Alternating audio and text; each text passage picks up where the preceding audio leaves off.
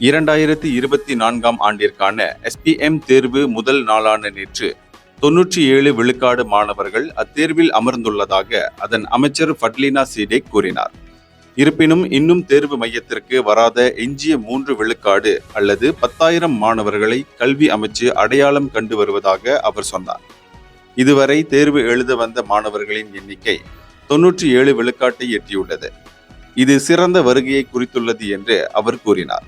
நேற்று புத்ராஜயாவில் 2024ஆம் ஆண்டுக்கான SPM தேர்வு செயல்பாடு தொடர்பான செய்தியாளர்கள் சந்திப்பில் அமைச்சர் இவ்வாறு தெரிவித்தார்.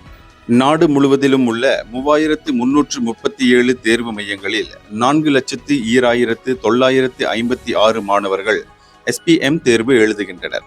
மேலும் தேர்வு காலம் முழுவதும் உதவுவதற்கு 44,968 தேர்வு அதிகாரிகள் பணிக்கு அமர்த்தப்பட்டுள்ளதோடு 5,780 தன்னார்வலர்களும் நியமிக்கப்பட்டுள்ளதாக அவர் சொன்னார்.